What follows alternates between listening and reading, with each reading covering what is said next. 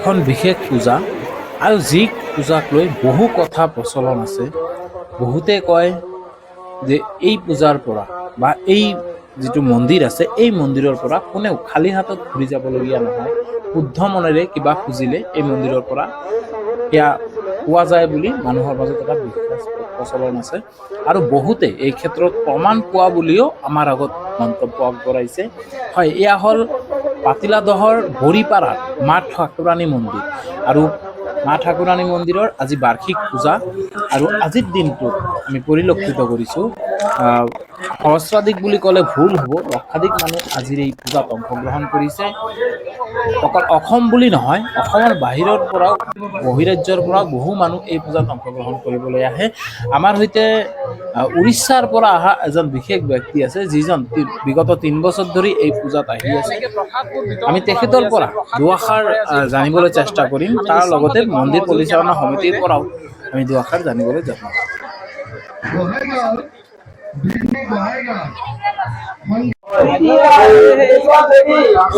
आप मंदिर के बारे में जानकारी मिला कि बहुत पावरफुल मंदिर है, इसलिए सोचा कि दर्शन करो, इसलिए आया। ये तीसरी बार है।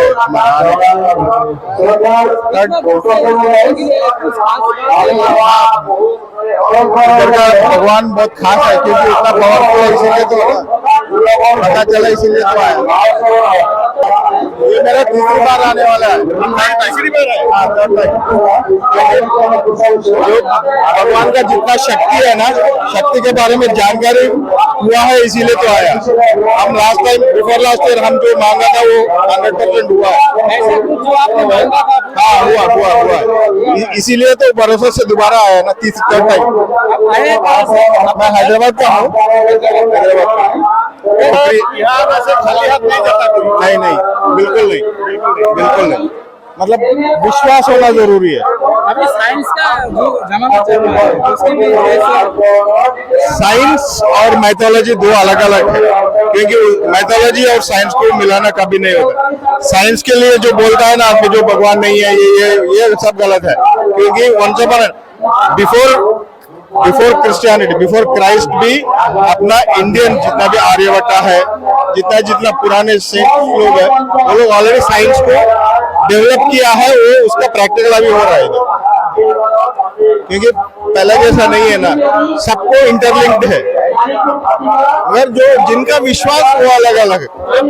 में कितने विश्वास करते हैं? मैं 100% भरोसा करता हूँ, इसीलिए तो आया। 100% पक्का। ऐसा कुछ जो आपको मिला है? हुआ है। जो मैं पिछला साल नहीं, उससे पहले लास्ट फाइनेंशियल ईयर, उससे पहले फाइनेंशियल ईयर मैं आया, मांगा, 100% हुआ। इसीलिए विश्वास है, इसीलिए तो आया। পৰিলক্ষিত কৰিছোঁ লক্ষাধিক মানুহ এই পূজা চাবলৈ আহি ইয়াতে উপস্থিত হৈছে। ভক্তসকলৰ বিশেষ সমাগম পৰিলক্ষিত কৰিছে। কি ক'ব? জৰিয়তে মই আপোনালোকৰ এই মিডিয়াটোক ধন্যবাদ জনাইছোঁ আৰু মাৰ ওচৰত আপোনালোকক মংগলে ৰাখক। ভৱিষ্যতে আপোনালোকে আৰু ৰাইজৰ এনে কাষত নিষ্ঠা অনুষ্ঠানবিলাক প্ৰচাৰ কৰিবলৈ মায়ে সক্ষম কৰক। আমাৰ এই পূজাখন আপোনালোকে দেখিছেই, হাজাৰ হাজাৰ দৰ্শক, ভক্তবৃন্দ, ৰাইজ বিভিন্ন প্ৰান্তৰ পৰা, অসম তথা অসমৰ বাহিৰৰ পৰাও সমবেত হৈছে। গতিকে মই এই চেগতে পৰিচালনা সমিতিৰ সভাপতি হিচাপে প্ৰত্যেকজন ভক্তক এই পূজা পৰিচালনা সমিতিয়ে শুভেচ্ছা জনাইছোঁ। তেওঁলোকৰ মনৰ কামনাবিলাক পূৰণ হওক, এয়ে মই তেওঁলোকলৈ শুভেচ্ছা আৰু আশীৰ্বাদ যাতে মায়ে দিয়ে, ধন্যবাদ সেইটো জনাইছোঁ। আমি জনামতে এই যিটো মা ঠাকুৰাণী মন্দিৰ আছে, ইয়াৰ পৰা শুদ্ধ মনেৰে কিবা খুজিলে খালী হাতত ঘূৰি যাবলগীয়া নহয়। এই সম্পৰ্কে আপুনি কি ক'ব? কিমান দূৰ সঁচা বা কি ক'ব এই সম্পৰ্কে? এইটো আমাৰ সন্মানীয় ভক্তবৃন্দ ৰাইজসকলৰ কথা। আমি আচলতে এইটো ঠিক কৰাই কোৱা কথা নহয়। যিসকল ভক্তই তেওঁলোকৰ মনৰ বাসনা কামনা ইয়াত মাৰ ওচৰত অৰ্পণ কৰিছে, তেওঁলোকে নিশ্চয় ভাল ফল এটা পাইছে, যাৰ ফলত আমি প্ৰতি বছৰে হাজাৰ হাজাৰ দৰ্শক আমাৰ ভিৰ হোৱা পৰিলক্ষিত হৈছে। গতিকে তেওঁলোকৰ নিশ্চয় মনৰ কামনা পূৰ্ণ হয়। আৰু সেইকাৰণে আজি ঘূৰি যাবলগীয়া নহয়, কথাটো একদম সঁচা। নিশ্চয় নিশ্চয়, কাৰণ ঘূৰি যাবলগীয়া নোহোৱাৰ কাৰণে আমাৰ ভক্তবৃন্দ ৰাইজ সদায় বছৰে বছৰে আমাৰ বাঢ়ি গৈছে। কাৰণ এইটোৱে কথা যে ইয়াৰ পৰা কিবা মানস কৰিলে তেওঁলোকৰ নিশ্চয় ফলশ্ৰুত হয় বা তেওঁলোকে ভাল ফল পায়।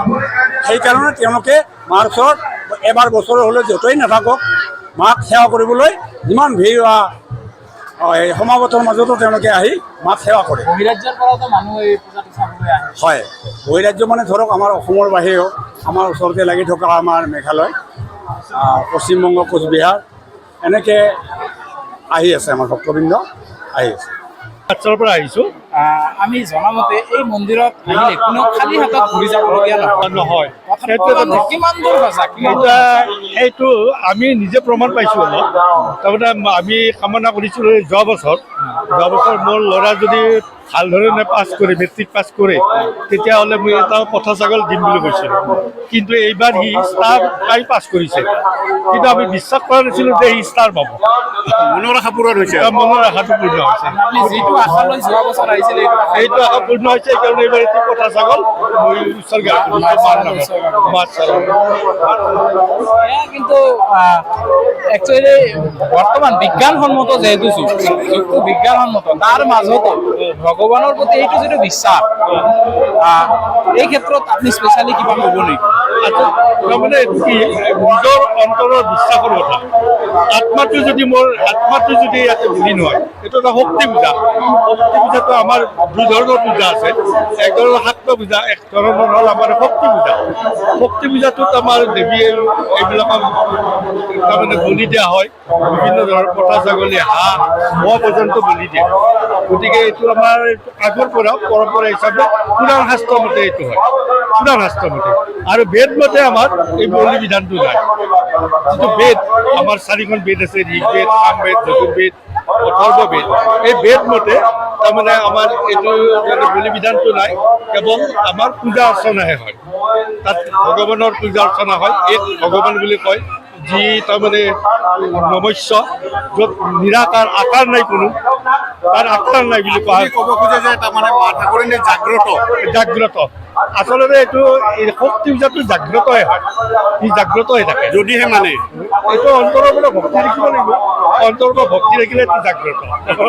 শুদ্ধ মনেৰে কিবা শুদ্ধ মনেৰে এইটো যদি এইটো বিশ্বাস আমাৰ আগৰ পৰা চলি আহিছে আৰু সেইমতে মানুহবিলাকে পাইছে, সেইকাৰণে আজি এনেকুৱা ইমান ভক্ত যি আজি ইয়াত সমবেত হৈছে। কিমান দূৰৰ পৰা আহিছে, গুৱাহাটীৰ পৰা আহিছে, তেজপুৰৰ পৰা আহিছে।